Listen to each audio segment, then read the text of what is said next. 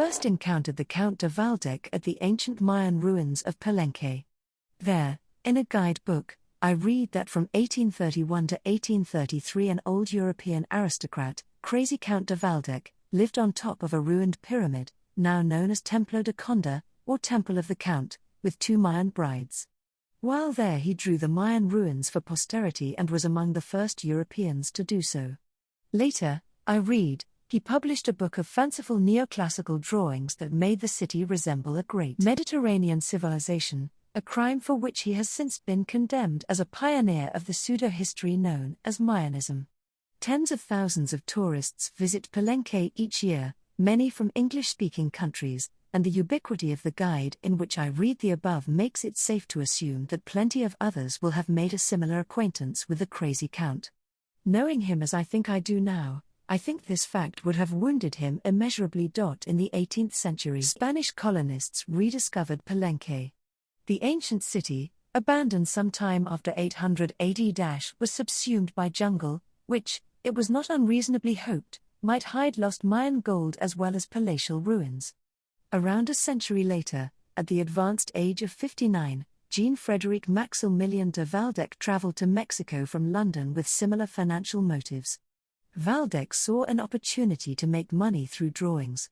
He lived in what the art historian Esther Pastori describes as the second great age of exploration, one concerned with conquest through knowledge of the world, rather than the old-fashioned military kind.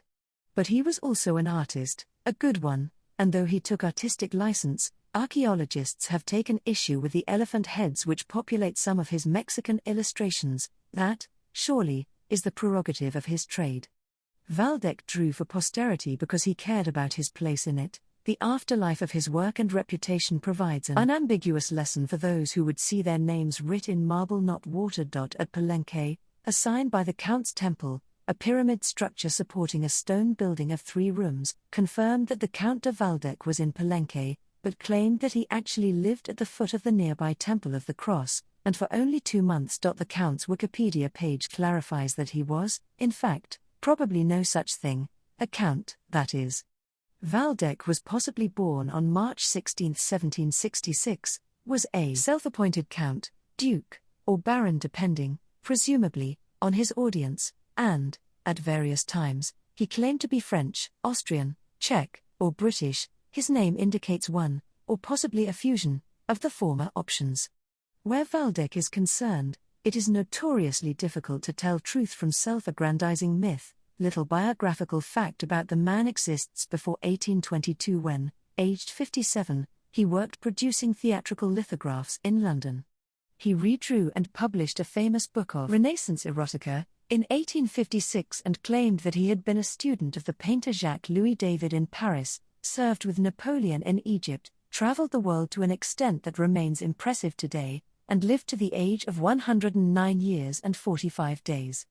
Waldeck's publication of definitely exists, but as for his time with Napoleon and the artistic apprenticeship, we only have his word, which is not usually held in high regard. There is also an eye-raising, but almost certainly fictional, story regarding the circumstances surrounding his death. He supposedly died of a heart attack while eyeing a beautiful woman near the Champs-Élysées in Paris. I thought the Count might make a good protagonist in a picaresque novel and took to looking for his name in the index of any books I came across relating to Mexico or pre-Hispanic people. I tracked him down to 2 locations, Paris, where he is interred in the Père Lachaise Cemetery, and where a large collection of his work resides in the Bibliothèque Nationale, and Chicago, whose Newbury Library houses another large collection of his oeuvre. As for details about his life, a great source of information was what is probably his first biography, written by a wealthy, well-connected American writer from Philadelphia, Mary Rebecca Darby Smith, and published in 1878. Smith's book spans her introduction to the Count, on a trip to Europe in 1867, and their friendship thereafter. It is fair to describe as a hagiography. Here, for example, she describes Waldeck stoically accepting news that a diorama of world history he had been working on was not of interest to the American circus titan P.T. Barnum. It was not for thee, brave man, to succumb to ill fortune. Steady as an oak of the forest thou hast borne the blasts of adversity, and when thy exit comes, from the alpine heights of affliction, thou mayest find thyself in green pastures, at rest and satisfied evermore. Arriving in Europe, Smith is advised to visit Waldeck in Paris. Later, after his death, she recalls reading a letter which stated that among the many interesting objects of Paris, nothing appeared more remarkable than the aged Count de Waldeck, in his 102nd year. Waldeck was clearly a well-known fixture in the city, at least among a certain class of traveller. She finds Waldeck, on the Rue des Martyrs, an amiable and manly character, and is soon enthralled by his incredible anecdotes. These include, but are not limited to, his having dined with King George III, fished with Lord Byron in Scotland, painted Marie Antoinette shortly before her execution, a commission by the wife of an Irish MP, and lived, by his own calculation, through 42 revolutions. The best of Waldeck's stories concerns his time serving Napoleon in Egypt, a claim military archives do not corroborate. Even if fiction, it is brilliant. Smith writes, he related to me that he had the power to copy the handwriting of anyone perfectly, that upon one occasion he wrote the name of Napoleon so like it that it was a facsimile. Unfortunately Bonaparte found out and sent for the Count. I hear you can imitate the handwriting of anyone, and that you imitated my signature? Yes, sire, replied the Count. Now, continued Napoleon, write it here and then look at the top of the paper before you, which the Count did and, to his dismay, read condemned to 3 months' imprisonment at Vincennes. He bowed his head and went to the prison. 2 weeks later, Napoleon sent for him, and said, "You will not do it again? It is bad practice and dangerous. I had to make an example of you, though I know that you are a friend to me and of my dynasty." Thus the Count's first Napoleonic tussle. His second, with the Napoleon of the West, Antonio Lopez de Santa Anna, the soldier and politician who dominated Mexican history in the first half of the 19th century, is no less serious in consequence. In an obituary published shortly after Waldeck's death, the reports how, having spent 3 years studying the ruins, flora, and fauna of Palenque with the encouragement of the Mexican government, he was eventually, after being suspected of espionage, deprived by Santa Anna of the greater part of his drawings and MSS. He returned to Europe with what he had kept shortly afterwards, though it is entirely possible that this was, in fact, everything. Smith's account of the Count's remarkable life is a biography in which the author, rooting for her subject, hopes desperately to write a happy ending, but is forced to conclude with tragedy. Anxiety spreads from the aged Count to the young writer that his work has not reached the audience it deserves. Of his Palenque oeuvre he opines that it is not worthwhile to think of my great work of Central America unless I can publish it in New York. Waldeck's wife, several decades his junior, confides to Smith that she is greatly in hopes he will live long enough to see crowned with success the drawings he commenced. The Count decides to travel to New York and, on arrival, there present P.T. Barnum with the aforementioned glass diorama which will make my fortune. He sets upon this resolution at the age of 104. When the famous Barnum sees my spectacle he will not fail to speculate on its profits, for never before has any artist of merit occupied himself in reproducing upon glass the history of all countries, and the science of all people, since the heroic age to this date. My age, my journeys, and my long experience become a guarantee of the archaeological, geological, astronomical, etc. perfection, which will teach the people what they do not know. Smith agrees to plead the Count's case to Barnum but, in doing so, is met with a reasonable rebuff. I assure you I feel too old, and certainly your friend is, to engage in a new speculation. Thus, she writes, perished the ardent hope of the Count for the realization of his efforts.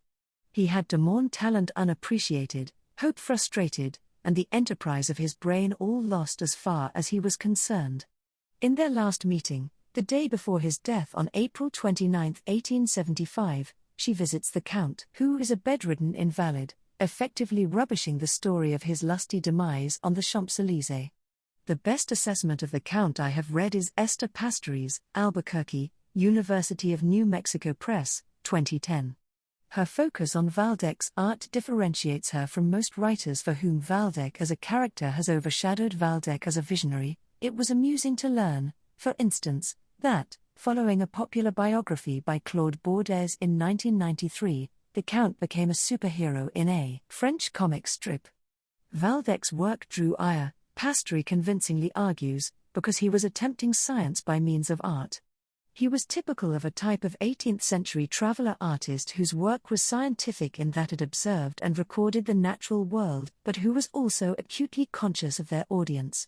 As Pastry writes, circa 1800 such work needed to be presented in a way that was comprehensible yet emotionally resonant. Waldeck excelled at this latter requirement. His Hollywood imagination is evident in his additions and modifications, which range from altering the location of certain ruins to the inclusion of figures from classical mythology. A good example of the latter is his A painting displayed at the Salon in 1869, which depicts Ariadne and a Mayan Theseus walking inside the Temple of the Sun, Waldeck and a naked Mayan woman following behind. Waldeck's artistic flourishes, argues Pastry, constitute an entirely intentional redesigning of the monuments for the sake of attracting attention. And there was certainly motivation for that. Waldeck arrived in Mexico to find rather more competition from other travel writers and artists than he had expected. So he drew Palenque through the prism of who he was, a European, from a continent enthralled to the classical world. Like Waldeck, neoclassicism was born in the mid-18th century, the exotic, ancient Egypt, and erotic nudes.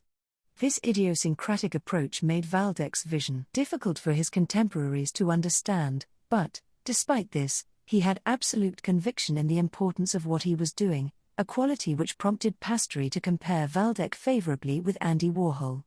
Unfortunately for Waldeck, after the 1850s, photography played a more dominant role in exploration and reportage and, writes Pastry, this blending of art and science came to an end, much to the relief of scientists. Because he grew up in the 18th century, such a hybrid approach seemed possible to him. By the middle of the 19th century it made little sense.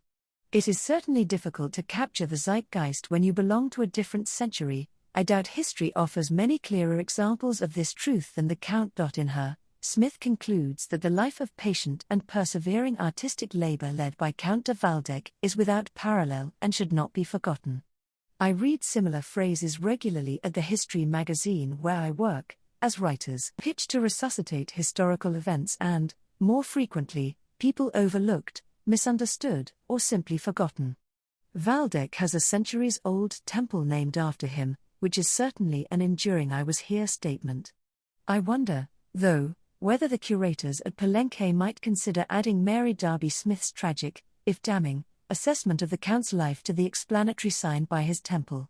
Crazy Count de Waldeck, vandal of Mayan history, might then become the eponymous hero of A Monument to Noble Failure, a laureate of the underappreciated or misunderstood. Surely the majority of those who first encounter the Count at Palenque would consider themselves members of that unhappy group, at least occasionally.